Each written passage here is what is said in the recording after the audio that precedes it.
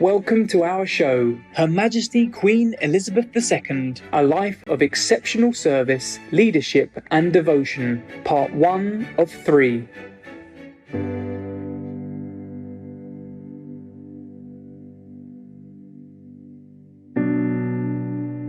On September 8, 2022, the world was deeply shaken and saddened by the passing of the much-cherished and respected sovereign, Her Majesty Queen Elizabeth II. The sense of loss was felt on a global scale, beyond the United Kingdom and the other Commonwealth countries, with the morning sound of tolling bells echoing in the air. Tearful crowds spontaneously gathered outside Buckingham Palace to share the sorrow and pay respect from the depth of their hearts. Heartfelt condolences poured in from all over the world.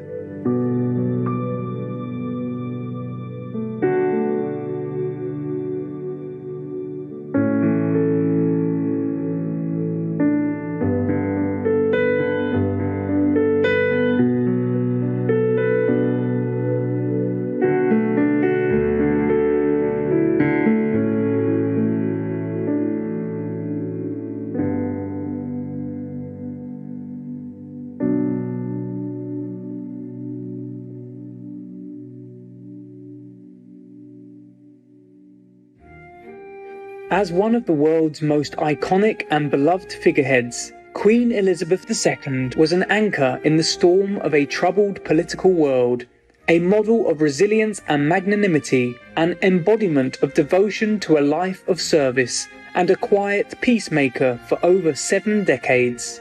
She travelled more extensively than any other monarch in history to foster friendship and reconciliation among nations. Some of her more notable trips included the following countries: West Germany in 1965, historic first official visit to Germany by a British royal since 1913, Yugoslavia in 1972, China in 1986, Russia in 1994, and Republic of Ireland in 2011. 3 of these countries were governed by different ideologies than that of the UK, and she thus became the first British monarch to bridge the different forms of government.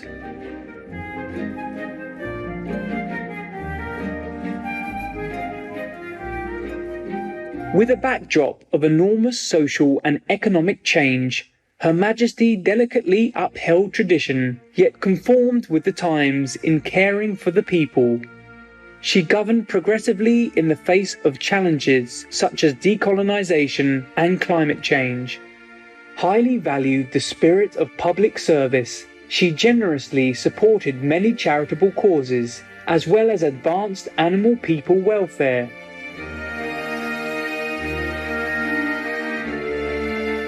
She was also an eminent patron of the arts. In our 3-part show, let us reminisce Her Majesty Queen Elizabeth II's extraordinary life of remarkable achievements as she went from being an innocent young girl to becoming a queen and one of the world's most revered and influential leaders. Elizabeth was born in London, United Kingdom, at the home of her maternal grandparents, the 14th Earl and Countess of Strathmore, on April 21, 1926, during the reign of her parental grandfather, His Majesty King George V. Her father was then His Royal Highness Prince Albert, Duke of York, the second son of King George V. Her mother, the Duchess of York, was formerly the Honourable Lady Elizabeth Bowes-Lyon, the youngest daughter of the Earl of Strathmore. At the age of 1 month, Elizabeth was baptised in the private chapel of Buckingham Palace and given the name Elizabeth Alexandra Mary, but would be affectionately called Lilibet by her close family members.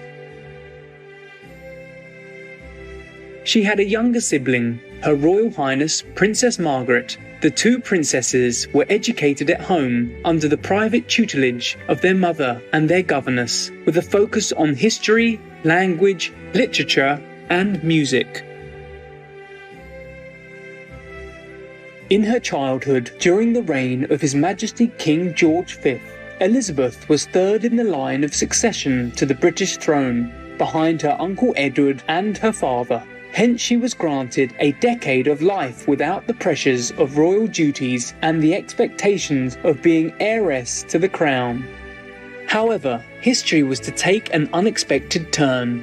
After the passing of His Majesty King George V, Elizabeth's uncle succeeded him as King Edward VIII, merely 11 months into his reign. In December 1936, Edward abdicated the throne in order to marry the love of his life. Consequently, Prince Albert, Elizabeth's father, ascended the throne and became King George VI, making Elizabeth heir presumptive.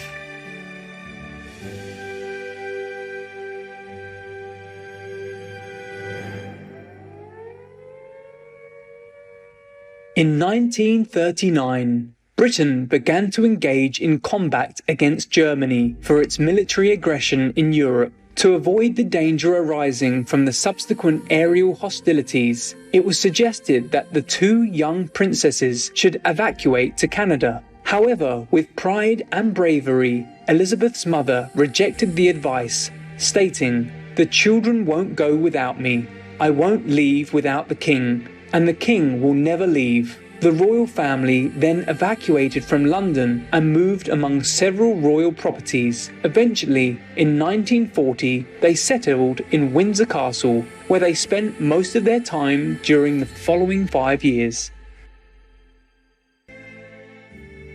Despite being only 14 years old, Elizabeth was already serving her people in various capacities. On October 13th, 1940, she made her debut radio broadcast via the British Broadcasting Corporation's Children's Hour programme to reach out to her country's evacuated children, providing them with comfort, encouragement and hope.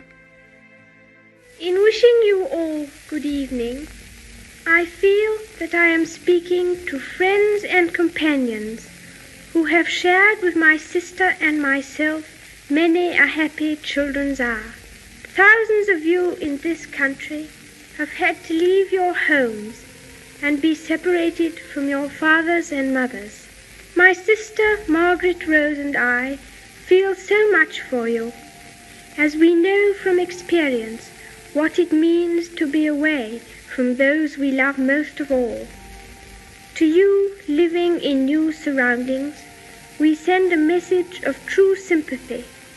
And at the same time, we would like to thank the kind people who have welcomed you to their homes in the country. We know, every one of us, that in the end all will be well, for God will care for us and give us victory and peace. And when peace comes, remember, it will be for us, the children of today, to make the world of tomorrow a better and happier place. Starting from Christmas of 1940, for the next 4 years, Elizabeth and her sister Margaret staged pantomimes to raise funds for the soldiers fighting at the front line. In addition, together with a Girl Guides group, the sisters hosted soldiers to tea and sold hand-painted acorn ornamental buttons to collect funds to support the nation's effort in World War II. In 1942, on her 16th birthday, Elizabeth made her official public debut at Windsor Castle to inspect the Grenadier Guards, an infantry regiment of the British Army, as Honorary Colonel-in-Chief. 1 year later, she undertook her first solo public engagement, spending a whole day with the Tank Battalion of the Grenadier Guards. Right before Elizabeth turned 18, she became one of the Councillors of State and could act for the King in the event of his incapacity or absence from the country. In 1945, in solidarity with her people and nation, like many other young Britons, Elizabeth enlisted and joined the Women's Auxiliary Territorial Service, or ATS. Despite the King's reluctance, she was trained as a mechanic and driver, This made her the first female British royal to enlist in full-time military service.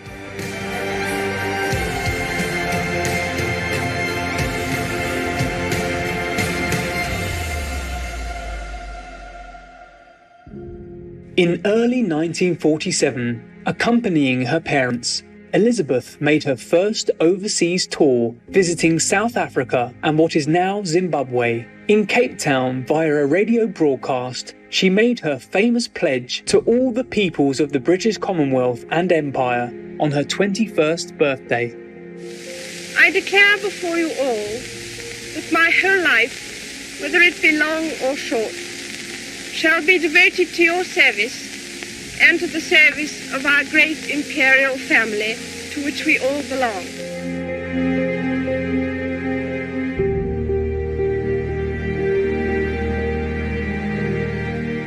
Later that same year, Elizabeth was officially engaged to His Royal Highness Prince Philip, the son of His Royal Highness Prince Andrew of Greece and Denmark, and the great-great-grandson of Her Majesty Queen Victoria. The couple first met in 1934 at a royal wedding, and again on a family trip when Princess Elizabeth was 13. After that time, they kept in touch and continued to correspond with each other during the war. Philip, who served as a lieutenant in the Royal Navy, also took leave sometimes to visit Elizabeth. On November 20th, 1947, Elizabeth and Philip were married at Westminster Abbey in London, receiving the royal titles Duchess and Duke of Edinburgh. BBC Radio broadcasted the joyous ceremony to a worldwide audience. 1 year later, on November 14th, the young couple welcomed their first child, Charles, who is now His Majesty the King of the United Kingdom and other Commonwealth realms, followed by their second child, Princess Anne, in 1950. After Elizabeth's succession to the crown, the couple were blessed with 2 more children, Prince Andrew and Prince Edward. Despite her desire to spend more time with her children, Elizabeth had to fulfill her increasing royal duties and public engagements due to the declining health of her father. Her strong commitment to fulfilling her role and serving her nation gave her strength to make personal sacrifices. Vegan, 'cause we aren't a soul-despised beast. Idealistic viewers, thank you for your company today during our show, Her Majesty Queen Elizabeth II, A Life of Exceptional Service, Leadership and Devotion, Part 1 of 3.